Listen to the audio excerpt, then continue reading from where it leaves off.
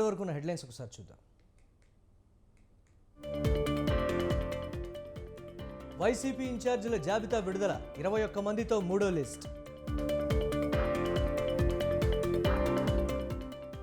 మా సమస్యలకు చంద్రబాబుకు సంబంధం ఏంటి?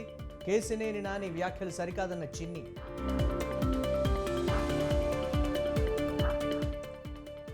లోక్సభ ఎన్నికల్లో అత్యధిక స్థానాల్లో గెలుస్తాం, ఎన్నికల వ్యూహాలపై చర్చించామన్న మంత్రి భట్టి. మొన్న చూసింది ట్రైలరే, అసలు సినిమా ముందుంది. కాంగ్రెస్ పై కీలక వ్యాఖ్యలు చేసిన హరీష్.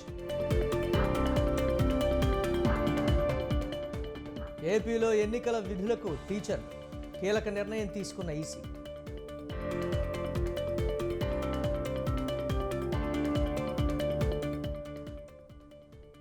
రాహుల్ యాత్రకు తొలగిన అడ్డంకులు, ఈ నెల 14 నుంచి జోడో న్యాయ యాత్ర.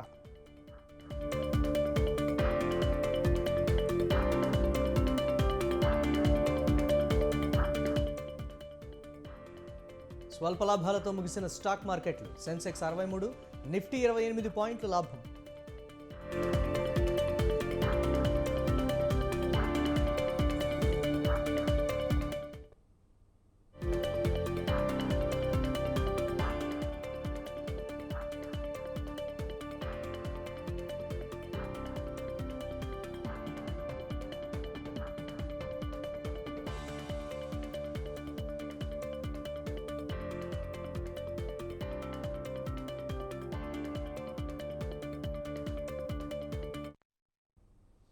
బ్రేక్ న్యూస్ చూస్తున్నాం. సుదీర్ఘ కసరత్తుల అనంతరం వైసీపీ ఇన్ఛార్జీల 3వ విడత జాబితా విడుదలైంది. సామాజిక సమీకరణాలు గెలిపే లక్ష్యంగా 3వ విడత జాబితా రూపొందించారు వైసీపీ అధినేత సీఎం జగన్. మొదటి 2 లిస్టుల్లో 38 మంది పేర్లు ప్రకటించిన వైసీపీ అధిష్టానం తాజాగా 21 మందితో 3వ లిస్టు సిద్ధం చేసింది.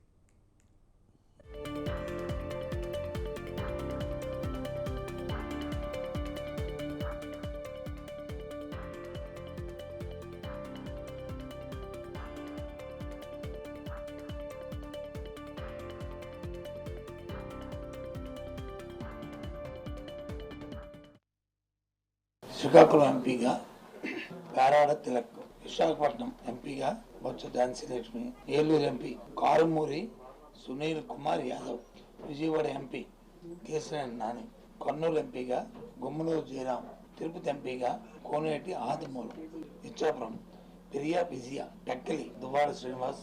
ఇచ్చాపురం మనం శ్రీమతి విజయాన్ని అభ్యర్థిగా నిర్ణయించాము. ఆ జడ్పీ చైర్మన్ స్థానాన్ని ఉప్పాడ నారాయణమ్మ. శ్రీకాకుళం ఎంపీగా పేరాడ తిలక్, విశాఖపట్నం ఎంపీగా బొత్స ఝాన్సీ లక్ష్మి, ఏలూరు ఎంపీ కారుమూరి సునీల్ కుమార్ యాదవ్, విజయవాడ ఎంపీ కేసినేని నాని, కర్నూలు ఎంపీగా గుమ్మనూరు జయరాం, తిరుపతి ఎంపీగా కోనేటి ఆదిమూలం, ఇచ్చాపురం పెరియా విజయ, టెక్కలి దువ్వాడ శ్రీనివాస్. ఇచ్చాపురం మనం శ్రీమతి విజయాన్ని అభ్యర్థిగా నిర్ణయించాము. ఆ జడ్పీ చైర్మన్ స్థానాన్ని ఉప్పాడ నారాయణమ్మ. శ్రీకాకుళం ఎంపీగా పేరాడ తిలక్, విశాఖపట్నం ఎంపీగా బొత్స. సుదీర్ఘ కసరత్తుల అనంతరం వైసీపీ ఇన్ఛార్జీల 3వ విడత జాబితా విడుదలైంది. సామాజిక సమీకరణాలు గెలిపే లక్ష్యంగా 3వ విడత జాబితా రూపొందించారు వైసీపీ అధినేత సీఎం జగన్. మొదటి 2 లిస్టులో 38 మంది పేర్లు ప్రకటించిన వైసీపీ అధిష్టానం తాజాగా 21 మందితో 3వ లిస్టు సిద్ధం చేసింది. దీనిపై మరిన్ని అప్డేట్స్ మా కరెస్పాండెంట్ సంతోష్ లైవ్ ద్వారా అందిస్తారు. Over to you Santosh. Thank you Murali. ఏదైతే వైసీపీ అధిష్టానం 3వ లిస్టు అభ్యర్థుల జాబితా అనేది కూడా ఎట్టకేలకి తెరదించిందనే చెప్పుకోవచ్చు. ఈ నేపథ్యంలో మొత్తం 21 అభ్యర్థుల జాబితా లిస్ట్ అనేది కూడా ఈరోజు విడుదల చేయడం కూడా జరిగింది. ఎట్టకేలకి ఏదైతే 6 ఎంపీ స్థానాలతో పాటు 15 ఎమ్మెల్యే స్థానాలు కూడా ఇటు అభ్యర్థుల కసరత్ అనేది కూడా పూర్తి చేసి విడుదల చేయడం కూడా జరిగింది. ముఖ్యంగా చూసుకున్నట్లయితే కనుక ఇటు ఎంపీ స్థానాలు ఏదైతే ఇటు శ్రీకాకుళం, విశాఖ, ఏలూరు, అదేవిధంగా విజయవాడ, కర్నూలు, తిరుపతి, ఇక్కడ ఈ ఎంపీల స్థానాలు చూసుకున్నట్లయితే కనుక ఇటు ముఖ్యంగా విజయవాడ కేసినేని నాని కూడా కన్ఫర్మ్ చేసినట్టు కూడా తెలుస్తుంది. ఏదైతే ఇటీవలే నిన్నే ఇటు టీడీపీ నుంచి వైసీపీ కండువా కప్పుకున్నటువంటి కేసినేని నానికి అనూహ్యంగా చూసుకున్నట్లయితే కనుక ఇటు విజయవాడ ఎంపీగా అయితే కనుక అవకాశం వరించిందని చెప్పుకోవచ్చు. ఇంకా ఇటు విశాఖ చూసుకున్నట్లయితే కనుక బొత్స సత్యనారాయణ సతీమణి బొత్స ఝాన్సీకి కూడా అవకాశం లభించింది. ఇంకా టెక్కలి కావచ్చు, అదేవిధంగా అదేవిధంగా కొంతమంది 15 మంది ఎమ్మెల్యే స్థానాలను సైతం కూడా ప్రకటించడం కూడా జరిగింది. ఇంకా ఏదైతే టెక్కల ఎమ్మెల్యే దువ్వాడ శ్రీనివాస్కి కూడా అవకాశం ఇవ్వడం జరిగింది. ప్రస్తుతం ఎమ్మెల్సీగా ఉన్నటువంటి దువ్వాడ శ్రీనివాస్కి ఇప్పుడు టెక్కలి ఎమ్మెల్యే ఏదైతే ఈ టెక్కలి నియోజకవర్గానికి ఇన్ఛార్జిగా అయితే కనుక పదవి బాధ్యతలు అప్పచెప్పడం కూడా జరిగింది. ఇంకా ప్రస్తుతం దాదాపు సిట్టింగ్ ఎమ్మెల్యేలకి సైతం కూడా ఇటు కొంతమంది మార్పులు చేర్పులు చేయడం కూడా జరిగింది. ఇంకా ముఖ్యంగా చూసుకున్నట్లయితే కనుక ఇటు చిత్తూరులో విజయానందరెడ్డికి కూడా అవకాశం వచ్చింది. ఇప్పటికే అక్కడ ఉన్నటువంటి ఆర్ఎన్ శ్రీనివాస్ ప్లేస్లో అయితే కనుక ఇటు విజయానందరెడ్డితో పాటు అదేవిధంగా ఏదైతే ఇప్పుడు ప్రస్తుతం చిత్తూరు ఎంపీగా ఉన్నటువంటి గురుమూర్తి సైతం కూడా ప్రస్తుతం ఆయనకి వేరే ఒక స్థానానికి కూడా అవకాశం కల్పించినట్టు కూడా తెలుస్తుంది. ఇంకా పోతలపట్టు ఎంఎస్ బాబు ఏదైతే ఉన్నారో ఆయన ఇటీవలే అసంతృప్తి చెందడంతో ఇటు పోతలపట్టు నుంచి వేరొక అభ్యర్థికి కూడా అవకాశం ఇచ్చినట్టు కూడా తెలుస్తుంది. ఏదైతే పోతలపట్టు అదేవిధంగా గూడూరు సత్యవేడు వీటన్నిటిలో కూడా ఇటు అభ్యర్థులు అనేది కూడా ప్రకటించడం కూడా జరిగింది. మొత్తంగా చూసుకున్నట్లయితే కనుక ఏదైతే 175 స్థానాల వైనాట్ 175 అనే నినాదంతో ఇటు వైసీపీ అనేది కూడా కసరత్తు చేయడం కూడా జరిగింది. మొదటి 2 లిస్టుల్లో 38 జాబితా ఉంటే ఇప్పుడు ప్రస్తుతం 21 జాబితా అంటే మొత్తంగా 59 మంది అభ్యర్థులను అయితే కనుక ఇటు వైసీపీ అధిష్టానం పూర్తి చేసిందనే చెప్పుకోవచ్చు. ఏదేమైనప్పటికీ చూసుకున్నట్లయితే కనుక ఇటు వీరితో పాటు మరికొన్ని ముఖ్యంగా ఉమ్మడి కృష్ణా జిల్లాలో చూసుకుంటే ఇటు పెనమలూరు ఏదైతే ఇప్పుడు ప్రస్తుతం సిట్టింగ్ ఎమ్మెల్యే పార్థసారథి ఉన్నారో ఆ పార్థసారథి ప్లేస్లో అయితే కనుక మంత్రి జోగి రమేష్కి కూడా అవకాశం ఇచ్చినట్టు కూడా తెలుస్తూ ఉంది. ఇప్పటికే ఇంకోవైపు పెడన ఏదైతే జోగి రమేష్ ప్రాతినిధ్యం వహిస్తున్నటువంటి నియోజకవర్గానికి ఉప్పాల రాముని అయితే కనుక ఇటు బరిలోకి దించడం కూడా ఇన్ఛార్జిగా అయితే వ్యవహరించడం కూడా జరుగుతూ ఉంది. అంటే కృష్ణా జిల్లాలో ఈ 2 ప్లేసులు కూడా మార్పులు చెందాయనే చెప్పుకోవచ్చు. మరోవైపు చూసుకున్నట్లయితే కనుక ఇటు ఎంపీ స్థానాలు 6 ఉంటే ఇటు ఎమ్మెల్యే స్థానాలు 15 స్థానాలు అయితే కనుక ఇటు కసరత్తు పూర్తి చేశారు. అయితే మొత్తంగా 38 మొదటి 2 లిస్టులు అయితే ఇది ఒక 21 అంటే దాదాపు 59 అభ్యర్థులు అనేది కూడా పూర్తి స్థాయిలో కసరత్తు పూర్తయిందనే చెప్పుకోవచ్చు. ఏదేమైనప్పటికీ బడుగు బలహీన వర్గాలతో పాటు మహిళలకు సైతం కూడా ఈ లిస్టులో అవకాశం కూడా కల్పించినట్టు కూడా తెలుస్తోంది. ఇప్పటి వరకు కూడా ఎమ్మెల్యే అభ్యర్థులు ఉంటే ఇక నుంచి కూడా ఎక్కువగా ఎంపీ అభ్యర్థులను సైతం కూడా ఇటు పూర్తి చేసే పనులు అయితే కనుక ఇటు వైసీపీ అధిష్టానం పనిలో పడినట్టు కూడా తెలుస్తూ ఉంది. ఇంకా రానున్న రోజుల్లో ఇటు కృష్ణా జిల్లాలో చూసుకుంటే అయితే కనుక వసంత కృష్ణ ప్రసాద్ సైతం కూడా ఇటు జగన్మోహన్ రెడ్డితో భేటీ అయ్యారు. అదేవిధంగా అసలు ఆయన యొక్క స్థానం కూడా రానున్న రోజుల్లో ఖరారనున్నట్టు కూడా తెలుస్తోంది. ఇంకా తిరువూరు అయితే కనుక ప్రస్తుతం ఏదైతే స్వామిదాస్ సైతం కూడా ఇటు దీంట్లో వైసీపీ కండువా కూడా తీసుకోవడం కూడా జరిగింది. ఏదేమైనప్పటికీ ఇటు తిరువూరు స్థానం కావచ్చు అదేవిధంగా ఇవన్నీ కూడా మార్పులు చేర్పులు జరిగే అవకాశాలు కూడా కనబడతా ఉన్నాయి. ఏదేమైనప్పటికీ ఇటు వైనాట్ 175 అనే నినాదంతో వైసీపీ అధిష్టానం అయితే కనుక ముందడుగు వేస్తుందని కూడా అడుగులేస్తుందని చెప్తా ఉన్నారు. ఏదేమైనప్పటికీ ఇప్పుడు దాదాపు 59 అభ్యర్థుల్లో ఇంకా రానున్న రోజుల్లో కూడా మరిన్ని అభ్యర్థులు అనేది కూడా ప్రకటించే అవకాశాలు కూడా కనబడతా ఉన్నాయి. మొత్తంగా చూసుకున్నట్లయితే కనుక ఈ యొక్క లిస్టు ప్రకారం కొంతమంది అభ్యర్థులు అయితే కనుక స్థానచలనంతో పాటు కొంతమంది అభ్యర్థులు అయితే కనుక కొత్త మందికి కూడా అవకాశం కల్పించినట్టు కూడా తెలుస్తోంది. ప్రస్తుతం ఎమ్మెల్సీతో పాటు ఏదైతే జడ్పీటీసీగా ఉన్నటువంటి వారికి అదేవిధంగా కార్పొరేషన్ చైర్మన్ సైతం ఉన్నట్టు వారిని కూడా ఇటు బరిలోకి దించినట్టు కూడా తెలుస్తోంది. ఏదేమైనప్పటికీ సిట్టింగ్ ఎమ్మెల్యేలకి ఈసారి అయితే కనుక పెద్ద ఎత్తున షాక్ తగిలిందని చెప్పుకోవచ్చు. వారి యొక్క పనితీరు సర్వే రిపోర్ట్ల ఆధారంగానే ఇటు మార్పులు చేర్పులు చేసినట్టు కూడా అధిష్టానం నిర్ణయం అనేది తీసుకుంటుంది. ఏదైతే అసంతృప్తిలో ఉన్నటువంటి ఎమ్మెల్యేలకి సైతం కూడా వారితో కూడా భేటీ అయ్యి ఈసారి సంబంధించినటువంటి ప్రభుత్వం వస్తే వారికి కూడా వేరొక అవకాశం ఇచ్చే అవకాశాలు కూడా కనపడతాయంటూ కూడా బొజ్జగింపులు ప్రారంభమయ్యాయి. అంతేకాకుండా ఆ యొక్క నియోజకవర్గంలో ఎమ్మెల్యేలు సైతం కూడా కొంతమంది అనుచరులు ఉన్నారు. ఆ ప్రధానమైనటువంటి అనుచరుల్లో సైతం కూడా భేటీ అవ్వడం జరిగింది. ఆ భేటీ అనుచరులకు కూడా కొంత దిశానిర్దేశం చేయడం కూడా జరిగింది. ఆ ఎమ్మెల్యే యొక్క పరిస్థితి అదేవిధంగా ఆ యొక్క సర్వే రిపోర్టులు కూడా అనుచరులకు కూడా వెల్లడించడం కూడా జరిగింది. ఇంకా నంది కొట్కూరు సైతం కూడా రానున్న రోజుల్లో ఒక కొలిక్కొచ్చే అవకాశాలు కూడా కనబడతా ఉన్నాయి. ఎందుకంటే బైరెడ్డి సిద్ధార్థ రెడ్డి సైతం కూడా ఇక్కడే ఉండడం ఏదైతే జగన్మోహన్ రెడ్డి తోటి సమావేశం అవ్వడం అంతేకాకుండా ఇటు ప్రకాశం జిల్లాకు సంబంధించినటువంటి కొన్ని నియోజకవర్గాలు ఏదైతే ఉన్నాయో ఆ నియోజకవర్గాలకు సంబంధించినటువంటి అభ్యర్థులు సైతం కూడా ఇటు సీఎం జగన్మోహన్ రెడ్డితో భేటీ అవుతా ఉన్నారు. మరి రానున్న రోజుల్లో కూడా ఆ నియోజకవర్గాలు కూడా కొలిక్కొచ్చే అవకాశాలు కూడా కనబడతా ఉన్నాయి. మురళి, అసంతృప్తులకు సంబంధించి ఏం చెప్తున్నారంటే ప్రెస్ మీట్లో కూడా బొత్స దానికి సంబంధించి వివరణ ఇవ్వకుండా దాటవేసే ప్రయత్నం చేస్తున్నటువంటి పరిస్థితి ఉంది. సీనియర్ మంత్రులకు కూడా మొండిచేయి చూపించడానికి సంబంధించి నియోజకవర్గాల మార్పు సంబంధించి కూడా వైసీపీ అధిష్టానం ఒక క్లారిటీ అయితే బయటికి చెప్పినటువంటి పరిస్థితి ఏ విధంగా ఫేస్ చేస్తుంది?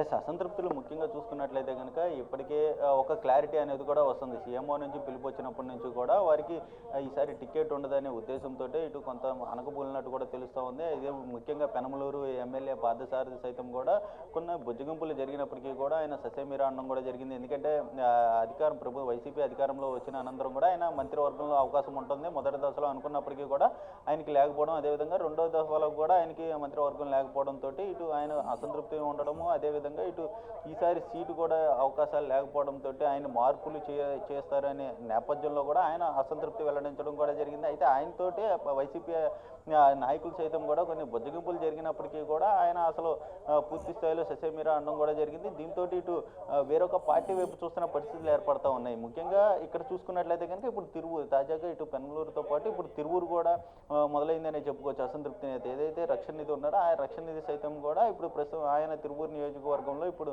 స్వామిదాసుని నియమించడం పట్ల కూడా ఆయన ఒక వైఖరి కూడా టచ్లో లేకపోవడం, రక్షణ నిధి సైతం కూడా పార్టీ మారే అవకాశాలు ఉన్నాయంటూ చెప్తా ఉన్నారు. ఏదేమైనప్పటికీ కేసీఆర్ నానికి సంబంధించినటువంటి ప్రధాన అంశాలందరూ కూడా ఇటు వైసీపీ వైపు మొగ్గు చూపుతున్నారు. ఈ నేపథ్యంలోనే ఇటు వైసీపీలో కొంతమంది అసంతృప్తులు తయారయ్యారు అన్న దానిపై అయితే కనుక ఇటు వైసీపీ అధిష్టానం కూడా దృష్టి పెట్టింది. వారిని బుజ్జగింపు చేసి వారికి ఏ విధమైనటువంటి వెసులుబాటు కల్పించాలన్న దానిపై అయితే కనుక పూర్తి కసరత్తు కూడా చేస్తూ ఉంది. ఏదేమైనప్పటికీ ఇటు మంత్రులకి సైతం కూడా ఈసారి బర్త్రఫ్ ఉండే అవకాశాలు కూడా కనబడుతున్నట్టు కూడా తెలుస్తూ ఉంది. Murali, right, thanks for update Santosh.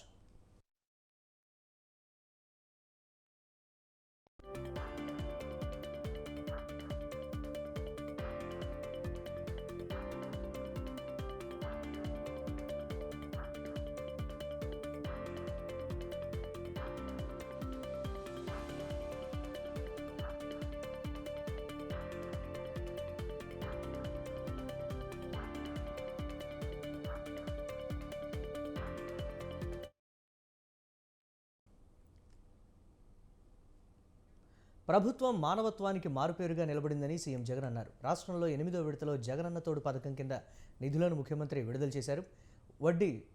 పూర్తి వడ్డీ భారాన్ని ప్రభుత్వమే భరిస్తూ 3,95,000 మందికి ఒక్కొక్కరికి 10,000 రూపాయలు జమ చేశారు. ఈ పథకం ద్వారా చిరు వ్యాపారులు 4 సార్లు లబ్ధి పొందారని సీఎం జగన్ అన్నారు. చిరు వ్యాపారులకు ఈ పథకంతో ఎంతో మేలు జరిగిందన్నారు. ఈ పథకం ద్వారా లబ్ధి పొందే వారిలో దాదాపు 87% మహిళలే ఉన్నారని తెలిపారు. చిరు వ్యాపారులను ఆదుకోవడంలో రాష్ట్రం దేశానికే ఆదర్శంగా నిలుస్తోందని సీఎం జగన్ అన్నారు. ఈరోజు ఈ జగనన్న తోడు అనే 8వ విడత కార్యక్రమంలో మరో 86,084 మంది చిరు వ్యాపారులకు ఈరోజు మరో 86 కోట్ల రూపాయలు వడ్డీ లేని రుణంగా ఈరోజు అందిస్తూ ఉన్నాం. ఇదొకటే కాకుండా ఈ 86,000 మందితో పాటు గతంలో ఈ స్కీమ్ ద్వారా రుణాలు పొందిన 3,09,000 మంది చిరు వ్యాపారులకు 332 కోట్ల రూపాయలు రుణాలను రెన్యువల్ కూడా ఈ సందర్భంగా కూడా చేస్తూ ఉన్నాం. అంటే మొత్తంగా ఈరోజు ఈ కార్యక్రమం ద్వారా 418 కోట్ల రూపాయలు 3,95,000. ఎంపీ కేశినేని నాని ఎన్ని అంటూ ఉన్నా 1999 నుంచి తానే సర్దుకుపోతూ వచ్చానని ఆయన సోదరుడు కేశినేని చిన్ని తెలిపారు. తమ కుటుంబంలో అప్పటి నుంచి కలహాలు ఉన్నాయని, వాటితో టీడీపీ అధినేత చంద్రబాబుకు సంబంధం ఏంటని ప్రశ్నించారు. సీఎం జగన్ను కలిసిన అనంతరం కేశినేని నాని విమర్శలు చేసిన నేపథ్యంలో చిన్ని స్పందించారు. నందమూరి, నారా కుటుంబాలను అనే అర్హత, స్థాయి కేశినేని నానికి లేదన్నారు. చంద్రబాబు పెట్టిన రాజకీయ భిక్షను మరిచి మాట్లాడటం తగదని చెప్పారు. ఎంతోమంది మహామహులు టీడీపీని వీడినా పార్టీకి ఏం కాలేదని గుర్తు చేశారు. వచ్చేవాళ్ళు వస్తూ ఉంటారు, పోయేవాళ్ళు పోతుంటారని కేశినేని చిన్ని వ్యాఖ్యానించారు. నిన్న జరిగిన సంఘటనలు, వ్యాఖ్యలు చాలా దురదృష్టకరం. మా నాయకుడు చంద్రబాబు నాయుడు గారు మా కుటుంబంలో విభేదాలు పెట్టారని మా ఎంపీ గారు వ్యాఖ్యానించారు. నానిగారు చంద్రబాబు నాయుడు గారిని, పార్టీ నాయకుల్ని, కార్యకర్తలని కొంచెం ఇబ్బందికర పరిస్థితుల్లో ఉన్నాయి. ఆ ఇబ్బందికర పరిస్థితుల్లో నిన్న ఆయన ఆవేశంతో అక్కడ వెళ్ళి ఉండొచ్చు. కాబట్టి మీరు వెళ్ళేటప్పుడు నానిగారు మీకు ఒకటే కోరుతున్నాను, మన కుటుంబం ఆయనకి ఎంతో రుణపడి ఉంది. అది మనం అందరం ఆలోచించుకోవాల్సిన విషయం. అంతేకాకుండా చంద్రబాబు నాయుడు గారిని మీరు పురుష పదజాలంతో చేశారు. మా తెలుగుదేశం శ్రేణులు కార్యకర్తలు చాలా బాధపడుతున్నారు. మీరు తెలుగుదేశంలో 2 సార్లు ఎంపీ పదవిని పొందారు. వారి వల్ల ఎంతోమంది కార్యకర్తలు ఎన్నో సంవత్సరాల నుంచి పదవి పొందకుండా కూడా నిరంతరం త్యాగం చేస్తా పార్టీని గెలిపించుకుంటూ ఉన్నారు. మా తెలుగుదేశం కుటుంబ సభ్యులందరూ చాలా కోపంగా ఉన్నారు. మీరు ఈ వ్యాఖ్యలు ఉపసంహరించుకుని తెలుగుదేశం శ్రేణులు ఆనందిస్తాయి. ఎందుకంటే ఏపీలో అధికారాన్ని అడ్డం పెట్టుకుని ప్రతిపక్ష నేతలపై అక్రమ కేసులు పెడుతున్నారని టీడీపీ సీనియర్ నేత ఆలపాటి రాజా ఆరోపించారు. అక్రమ కేసులు బనాయిస్తే న్యాయస్థానాలు కూడా తప్పుపడుతున్నాయని అన్నారు. ప్రతి విషయంలో సిఐడి కేసులు నమోదు చేస్తోందని ఆగ్రహం వ్యక్తం చేశారు. సామాన్య మానవుడికి ఇసుక దొరకడమే కష్టంగా మారిందని తెలిపారు. ఉచితంగా ఇసుక ఇస్తే అక్రమంగా కేసులు నమోదు చేశారని ఆలపాటి రాజా ధ్వజమెత్తారు. కొడుకు పేరు సోమలింగడు అన్నట్టుగా ఇన్నర్ రింగ్ రోడ్డు అనే ప్రతిపాదన మీద డిస్కషన్స్ జరిగినాయి, కానీ దాని మీద ఒక జీవో ఇష్యూ చేయటం కానీ ఆ జీవోలో ఏదో అక్రమాలు జరిగినాయి అని చెప్పి అక్రమ కేసులు బనాయించటం, దానికి స్వయంగా మంగళగిరి శాసనసభ్యులు ఆళ్ల రామకృష్ణారెడ్డి గారు ఏదో జరిగిపోయింది, ఇక్కడ పెద్ద ఎత్తున అవినీతి పాల్పడ్డాడు మాజీ ముఖ్యమంత్రి చంద్రబాబు నాయుడు గారు అని చెప్పి హైకోర్టులో ఇంత చెత్త కేసు న్యాయశాస్త్ర పరంగా చూసినట్లయితే మీరు అసలు ఏమి ఆలోచించి ఇలాంటి కేసులు పెడతా ఉన్నారు? దేనికి పెడతా ఉన్నారు? అంటే ఈ రోజున మీ నాయనే నిరూపించలేకపోయాడు. ఎన్నో కమిషన్లు వేసి ఎక్కడ కూడా అవినీతి మచ్చ అనేది అంటకుండా బయటకు వచ్చినటువంటి వ్యక్తి, ప్రజాస్వామ్యాన్ని అపహాస్యం చేస్తున్నటువంటి న్యాయశాస్త్రాన్నిలో ఉన్నటువంటి ప్రొసీజరల్ ఇర్రెగ్యులారిటీస్ని అడ్డం పెట్టుకొని మీరు నడుస్తున్నటువంటి నడత సామాన్య మానవుడికి ఒక అభద్రతా భావం కలిగే విధంగా మీ వ్యవహారం ఉంది. ఆలు లేదు, చూలు లేదు, కొడుకు పేరు సోమలింగడు అన్నట్టుగా జగన్ను గద్దె దింపేందుకు దళితులంతా సిద్ధంగా ఉన్నారని మాజీ ఎంపీ జీవి హర్షకుమార్ అన్నారు. ఫిబ్రవరి 8న రాజమండ్రిలో దళిత సింహగర్జన నిర్వహించనున్నట్లు తెలిపారు. వైసీపీ ప్రభుత్వంలో ఎస్సీలపై దాడులు అధికమయ్యాయని ఆరోపించారు. వైసీపీ ప్రభుత్వ పాలనలో దళితులు నిరాధారణకు గురయ్యారని, ఎస్సీలపై అనేక దాడులు జరిగాయన్న ఆయన న్యాయం మాత్రం ఒక్క కేసులోనూ జరగలేదన్నారు. సామాజిక సాధికార యాత్ర పేరుతో ప్రజలను మభ్యపెడుతున్నారని హర్షకుమార్ ఆరోపించారు. ఎన్నో ఆశలు పెట్టుకున్న దళితుల ఆశలపై జగన్ నీళ్లు చల్లారని విమర్శించారు. సొంత మనుషులకు వేలాది ఎకరాలను ధారదత్తం చేస్తున్నారని ఆయన విమర్శించారు. రానున్న ఎన్నికల్లో తాను అమలాపురం నుంచే ఎంపీగా పోటీ చేస్తానని హర్షకుమార్ స్పష్టం చేశారు. తెలంగాణకు చెందిన షర్మిలకు ఏపీ కాంగ్రెస్ పగ్గాలు ఇవ్వొద్దని ఆయన వ్యాఖ్యానించారు. చెప్తా ఉన్నాను, ఒక రాష్ట్రంలో చెల్లని నాణ్యం ఇంకో రాష్ట్రంలో ఎలా చెల్లుతుంది? ఈ రాష్ట్రంలో కాంగ్రెస్ పార్టీని బతికించే నాయకులే లేరా? ఒక పెళ్లి కార్డు ఇవ్వడానికి వెళ్ళినప్పుడు అన్నా చెల్లెళ్ళ మధ్య కొన్ని సమస్యలు ఉన్నప్పుడు వాళ్ళిద్దరి మధ్య సామరస్య ధోరణి లేకపోయి ఉన్నట్లయితే పెళ్లి కార్డు ఇవ్వడానికి అరగంట సమయం పడుతుందా? అరగంట సమయం ఎందుకు తీసుకున్నారు? ఒక 5 నిమిషాల్లో కార్యక్రమం పూర్తి చేసి వచ్చారు. కానీ ఢిల్లీలో ఏం మాట్లాడాలి, ఢిల్లీలో ఎలా మెలగాలి, కాంగ్రెస్ పెద్దలతో ఎలాగ చేయాలి, అక్కడి నుంచి ఏం హామీలు తీసుకోవాలి అన్నది ట్రైనింగ్ ఇచ్చి పంపించాడు జగన్మోహన్ రెడ్డి.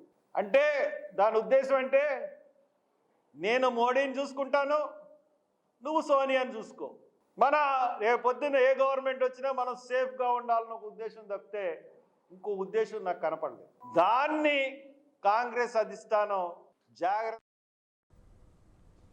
అయోధ్య రామాలయ ఆహ్వానాన్ని కాంగ్రెస్ నేతలు తిరస్కరించడంపై కేంద్ర మంత్రి కిషన్ రెడ్డి ఆగ్రహం వ్యక్తం చేశారు. రామాలయ ప్రారంభోత్సవానికి రాము అని చెప్పడం సబబు కాదన్నారు. కాంగ్రెస్ పార్టీ ఓటు బ్యాంకు రాజకీయాలు చేస్తోందని మండిపడ్డారు. కాంగ్రెస్ హిందూ వ్యతిరేక ధోరణి మరోసారి బయటపడిందని ఆరోపించారు. ఆయన 50 ఏళ్లు దేశాన్ని పాలించిన కాంగ్రెస్ ఇప్పుడు అభద్రతా భావంలో ఉందని చెప్పారు. వాళ్ళు ఒక అభద్రతా భావంతో, కుహాన లౌకికవాదంతో, ఒక సూడో సెక్యులరిస్టులుగా ఈరోజు వ్యవహరిస్తూ ఉన్నారు.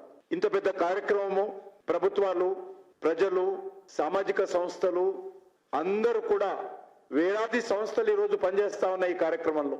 అటువంటి పవిత్రమైనటువంటి కార్యక్రమాన్ని ఈరోజు వ్యతిరేకించడం ఏదైతున్నదో, మరొకసారి కాంగ్రెస్ పార్టీ తమ యొక్క హిందుత్వ వ్యతిరేక వైఖరి చాటుకున్నది. ఓటు బ్యాంక్ రాజకీయాల కోసం, బుజ్జగింపు రాజకీయాల కోసం, మతతత్వ రాజకీయాల కోసం, అధికారమే పరమావధిగా గత 75 సంవత్సరాలుగా అంతకు ముందు కూడా కొనసాగిస్తున్నటువంటి తమ దుర్మార్గపు ఆలోచన పరంపరలో భాగంగా ఈరోజు కాంగ్రెస్ పార్టీ మేము అయోధ్యకు రామని చెప్పడం ఏదైతున్నదో ఈరోజు ప్రజాస్వామ్యబద్ధంగా, ఒక న్యాయబద్ధంగా, ధర్మబద్ధంగా, వాస్తవాలకు అనుకూలంగా ఈరోజు ఆలయం నిర్మాణం జరిగి బాలరాముడి యొక్క విగ్రహ ప్రాణ ప్రతిష్ఠ కార్యక్రమం జరుగుతూ ఉంటే మరి ఎందుకు ఈరోజు కాంగ్రెస్ పార్టీకి కంటగింపుగా ఉంది? ఎందుకు కాంగ్రెస్ పార్టీ ఆడిపోసుకుంటున్నది? శ్రీరామ తీర్థక్షేత్ర ట్రస్ట్ ఏదైతే ఉన్నదో వారు రాజకీయాలకు అతీతంగా భారతదేశంలో ఉన్నటువంటి అన్ని రాజకీయ పార్టీలకు, మత విశ్వాసాలు లేనటువంటి వాళ్ళను, లాంటి అనేక వ్యక్తులను కూడా ఇది ఒక మతానికే పరిమితం కాదు అనేటువంటి ఆలోచనతో అన్ని వర్గాల ప్రజలను, ప్రముఖులను కూడా ఆహ్వానించి తమ యొక్క గొప్పతనాన్ని తెలంగాణలో యువతను డ్రగ్స్ మద్యానికి బానిసలుగా చేస్తున్నారని బీజేపీ జాతీయ ప్రధాన కార్యదర్శి బండి సంజయ్ విమర్శించారు. మద్యం ద్వారా రాష్ట్ర ప్రభుత్వం ఏటా 40,000 కోట్లు ఆర్జిస్తోందన్నారు. విద్యా సంస్థల అడ్డాగా మత్తు పదార్థాల దందా జరుగుతోందని ఆరోపించారు. రామమందిర నిర్మాణం బీజేపీ కార్యక్రమం కాదని, దీన్ని రాజకీయం చేయడం కాంగ్రెస్కు తగదన్నారు.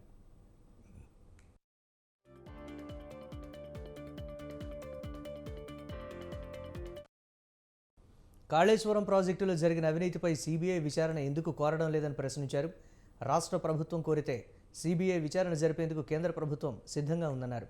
కాంగ్రెస్ తీరు బీజేపీ నేతల అవినీతిని కప్పిపుచ్చేలా ఉంటుందని బండి సంజయ్ ఫైర్ అయ్యారు.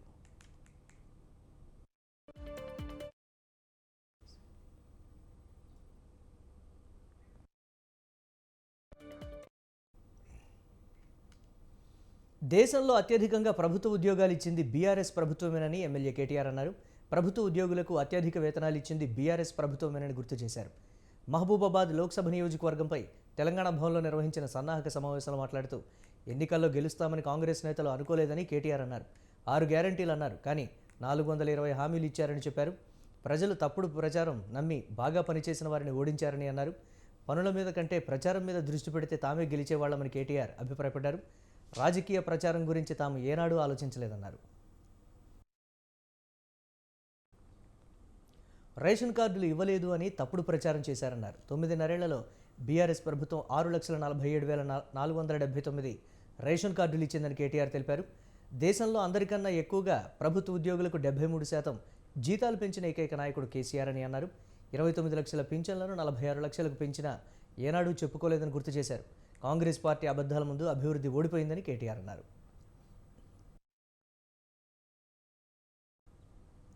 ఏఐసీసీ అధ్యక్షుడు మల్లికార్జున ఖర్గేతో తెలంగాణ కాంగ్రెస్ నేతలు సమావేశమయ్యారు.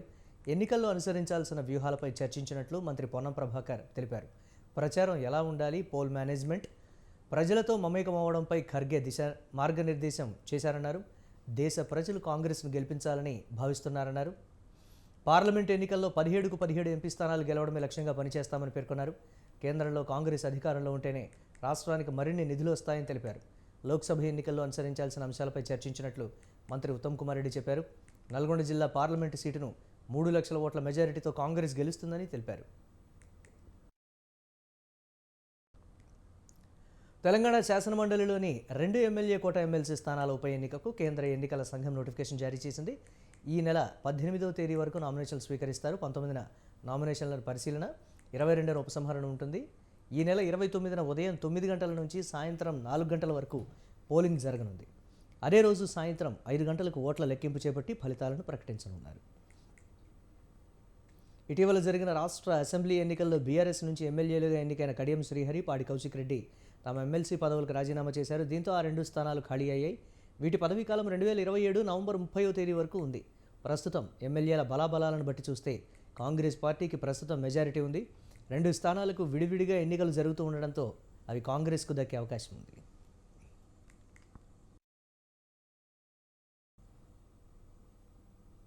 తెలంగాణ ముఖ్యమంత్రి రేవంత్ రెడ్డితో గూగుల్ వైస్ ప్రెసిడెంట్ చంద్రశేఖర్ తోట భేటీ అయ్యారు. సీఎం నివాసంలో ఆయన మర్యాదపూర్వకంగా కలిశారు. తెలంగాణ రాష్ట్రంలో పెట్టుబడులపై గూగుల్ వైస్ ప్రెసిడెంట్ చంద్రశేఖర్ తోట సీఎంతో చర్చించి ప్రభుత్వంతో కలిసి పనిచేయడానికి సంసిద్ధతను వ్యక్తం చేశారు. ఆర్టిఫిషియల్ ఇంటెలిజెన్స్ ప్రతి రంగాన్ని ప్రభావితం చేస్తోందని, వ్యవసాయం, విద్య, ఆరోగ్యం వంటి అంశాలతో తెలంగాణ కోసం డిజిటలైజేషన్ ఎజెండాను అభివృద్ధి చేయడంలో భాగస్వాములు కావడంతో పాటు తెలంగాణ పౌరుల అవసరాలను తీర్చడానికి, నాణ్యమైన సేవలను అందించడానికి విస్తృత సాంకేతికత, నైపుణ్యం తమతో ఉందని చంద్రశేఖర్ సీఎంకు వివరించారు. గూగుల్ మ్యాప్స్, గూగుల్ ఎర్త్ ప్లాట్ఫామ్లను ఉపయోగించి సాధ్యమయ్యే రహదారి భద్రతపై కూడా ముఖ్యమంత్రి చర్చించారు. ఈ సమావేశంలో మంత్రులు శ్రీధర్ బాబు, కోమటిరెడ్డి తదితరులు పాల్గొన్నారు.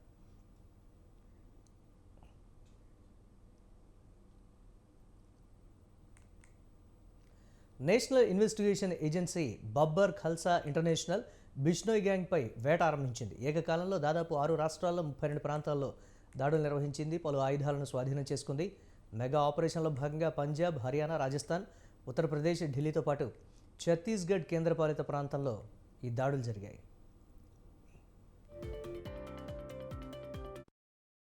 తనిఖీల్లో బబన్ ఖల్సాకు చెందిన 2 పిస్టల్, 2 మ్యాగజైన్లు, ఆయుధాలు, 4,60,000 నగదు, కొన్ని రహస్య పత్రాలు, డిజిటల్ పరికరాలను ఎన్ఐఏ స్వాధీనం చేసుకుంది.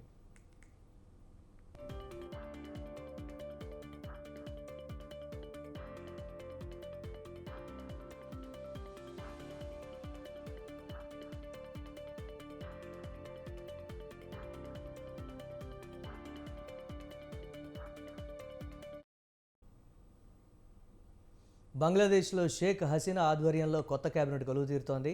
కొత్త కేబినెట్లో దాదాపు 19 మంది కొత్త వారికి మంత్రి పదవులు కల్పిస్తున్నారు. కొత్త కేబినెట్లో 25 మంది మంత్రులుంటారు. గత కేబినెట్లో కేవలం 10 మందికే మంత్రి పదవి దక్కుతోంది. దర్బార్ హాల్లో జరిగే కార్యక్రమంలో ప్రెసిడెంట్ మొహమ్మద్ షాబుద్దీన్ కొత్త కేబినెట్ మంత్రులతో ప్రమాణ స్వీకారం చేయిస్తారు. గతంలో ప్రధాని ప్రత్యేక రాయబారిగా ఉన్న సబీర్ హసన్ చౌదరి, మాజీ విదేశాంగ మంత్రి Abdul Hasan Mohammad Ali, Bangladesh cricket board president Nazmul Hasan Pagon, గతంలో స్థానిక ప్రభుత్వ స్టేట్ మినిస్టర్ జహంగీర్ కబీర్ నాపన్లకు కొత్త కేబినెట్లో చోటు దక్కుతోంది. Retired lieutenant colonel Mohammad Farooq Khan, మాజీ చీఫ్ విప్ మహమ్మద్ అబ్దస్ షాహిద్, అలాగే Ram Obaidul Muktadir Chowdhury, Awami League organisation secretary Mohammad Abdul Rahman కూడా కొత్త కేబినెట్లో చేరతారు. మాజీ మంత్రి నారాయణ్ చంద్ర చంద, రిటైర్డ్ ఆర్మీ అధికారి అబ్దుల్ సలాం, మరో మాజీ మంత్రి ఫరీదుల్ హక్ ఖాన్తో పాటు కేబినెట్లో చేరుతున్న కొత్త ముఖాలు ఈ విధంగా ఉన్నాయి. 25 మంది మంత్రులతో షేక్ హసీనా కేబినెట్ కొలువుదీరనుంది. గత కేబినెట్లోని 10 మందికే కొత్తగా మంత్రి పదవులు దక్కాయి. దేశీయ స్టాక్ మార్కెట్లు గురువారం లాభాలతో ముగిశాయి. ఉదయం లాభాలతో మొదలైన సూచీలు ఆద్యంతం లాభాల్లోనే కొనసాగాయి. ఇంట్రాడేలో సెన్సెక్స్ 71,991.97 గరిష్టాన్ని తాకింది. చివరకు 63.47 పాయింట్ల లాభంతో 71,721 వద్ద ముగిసింది.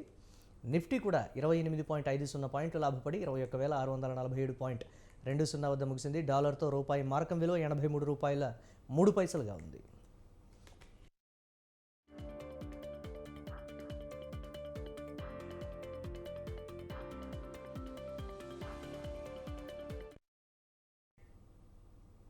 ఇవి ఇప్పటివరకు అప్డేట్స్. కీప్ వాచింగ్ స్వతంత్ర.